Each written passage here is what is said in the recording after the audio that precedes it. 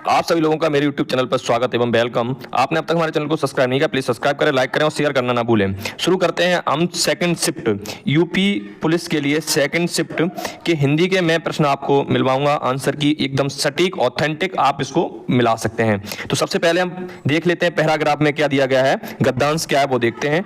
लक्ष्मी थी यह दुर्गा थी यह स्वयं वीरता की अवतार, देख मराठे पुलकित होते उसके तलवारों के वार, नकली युद्ध व्यूह की रचना, खेलना खूब शिकार, सैन्य घेरना दुर्ग तोड़ना ये थे उसके प्रिय खिलवाड़, महाराष्ट्र कुल देवी उसकी भी आराध्य भवानी थी, बुंदेलों हरबेलों के मुख हमने सुनी कहानी थी, खूब लड़ी मर्दानी वह तो झांसी वाली रानी थी। कवित्री की अधिकांश रचनाएं कैसी हैं? ये सुभद्रा कुमारी चौहान जी की है, प्रसिद्ध रचना है। तो ये इनकी जो रचनाएं हैं वो देशभक्तिपूर्ण है। इसका ऑप्शन सही है। कौन सा सही है बच्चा? देशभक्तिपूर्ण, सी ऑप्शन सही है। खूब लड़ी मर्दानी वह तो झांसी वाली रानी थी। मर्दानी शब्द का अर्थ क्या है ये आपसे पूछा गया है। तो इसमें जो मर्दानी शब्द का अर्थ है वो क्या है बच्चा? वीरांगना से इसका अर्थ है। क्या है? वीरांगना। ठीक है, अगला प्रश्न देखते हैं।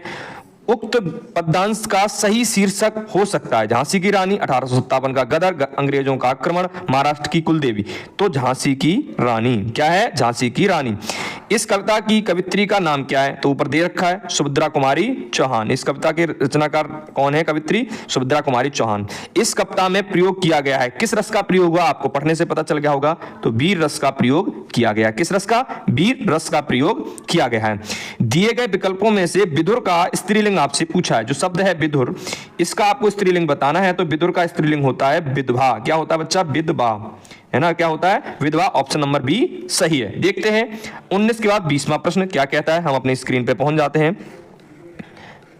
ये है, देखते हैं स्क्रीन पर क्या है। तुम कब आओगे इस वाक्य में उचित विराम चिन्ह आपसे पूछा है। तुम कब आओगे विराम चिन्ह। तो देखो इसके अंदर कब, ये प्रश्नवाचक शब्द है, तो यहां पर कौन सा चिन्ह का प्रयोग होगा बच्चा? प्रश्नवाचक चिन्ह का प्रयोग होगा। ठीक है, फिर 1987 में मगध कविता थी, इसके लिए साहित्य अकादमी पुरस्कार किसने जीता था? तो ये श्रीकांत वर्मा जी ने जीता था। किसने जीता था बच्चा? श्रीकांत वर्मा जी ने। किसने जीता? श्रीकांत। बी ऑप्शन इसका सही है। निम्नलिखित में से कौन सा शब्द विशेषण है? आपको यह बताना है कौन सा शब्द विशेषण है। तो इसके अंदर परिणामवाचक विशेषण है, इसमें मात्र, ये जो मात्र शब्द है वो विशेषण है।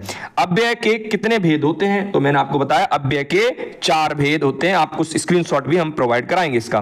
फिर है ऋषि वर्ड, जो ऋषि वर्ड का उच्चारण स्थान आपको बताना है। तो ऋषि वर्ड का उच्चारण स्थान क्या होता है बच्चा? मूर्धा होता है। क्या होता है? मूर्धा। ये भी मैंने आपको मॉडल पेपरों में कराया, इसका स्क्रीनशॉट भी आपको मिलेगा। काव्य की शोभा बढ़ाने वाले धर्मों को अलंकार कहते हैं। इस उक्ति में प्रयुक्त तो धर्म, ये शब्द है धर्म, इसका अर्थ क्या है यहां पर? तो ये बताना है मजहब, गुण, सत्कर्म या कर्तव्य। तो यहां पे जो है ये गुण के रूप में प्रयोग हुआ है। कानन का पर्यायवाची शब्द आपको बताना है। वन, विहिप, पुष्प, अरण्य। तो इसके 2 पर्यायवाची इनमें से 2 हो सकते हैं। एक तो वन भी हो सकता है और अरण्य भी हो सकता है। ये दोनों ही पर्यायवाची हो सकते हैं कानन के।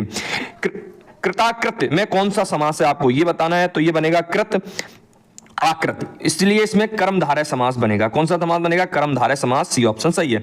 निम्नलिखित में से किस वाक्य में कृतवाच्य का प्रयोग हुआ है? छात्रों द्वारा सजावट की गई है, मजदूरों से मर्द के कारण उठा नहीं गया, दर्द के कारण उठा नहीं गया, आज नागरिकों द्वारा सफाई अभियान चलाया गया, या मोहन पुस्तक पढ़ रहा है। तो इसका यही सही है क्योंकि इसके अंदर कर्म नहीं है, क्या है? कर्ता है, और इसीलिए यहाँ पर मोहन पुस्तक पढ़ता है, उस पर प्रभाव पड़ रहा है। तो यहाँ पे क्या हो जाएगा? कृत्य वाच्य होगा। फिर देखते हैं निम्नलिखित में से पुल्लिंग शब्द आपको बताना है। तो इसके अंदर जो आहार शब्द है वो कैसा पुल्लिंग शब्द है? बाकी ये स्त्रीलिंग शब्द है। अब देख, एक तो 29 तक हमने करा दिए। अब देखते हैं 130 के बाद क्या है प्रश्न, बोधे हम देख लेते हैं इन प्रश्नों को। माघ फागुन में पड़ने वाली ऋतु के लिए एक शब्द आपको बताना है। तो माघ फागुन में पड़ने वाली ऋतु के लिए एक शब्द होता है शिशिर, है ना? इन दोनों के संयुक्त, तो इसको कहेंगे शिशिर। अभिज्ञ शब्द का समभिन्नार्थक शब्द बताना है। तो लोग 2 शब्दों में कंफ्यूज होंगे, मूर्ख और जानकार में। तो इसका जो अर्थ होगा समभिन्नार्थक, तो उसे बोलते हैं जानकार। अभिज्ञ को बोलते हैं जानकार और मूर्ख अनभिज्ञ होता है। चीप की दावत किसकी रचना है? तो ये आपके भीष्म सैनी द्वारा लिखी गई है। चीप की दावत भीष्म साहनी द्वारा।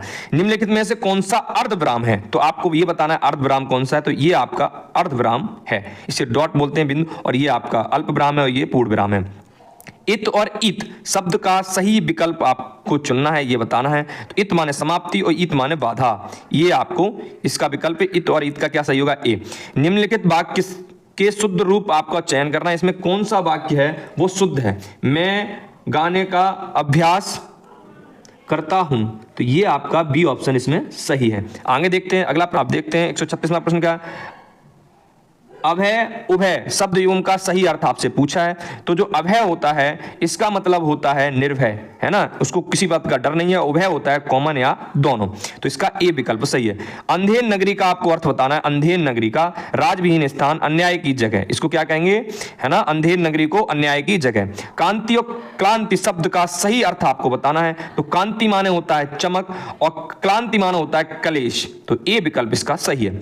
आदि और व्याधि शब्द युग में आदि का अर्थ निम्नलिखित में से क्या है। तो आदि का अर्थ होता है मानसिक कष्ट। क्या होता है बच्चा, आदि का अर्थ होता है मानसिक कष्ट।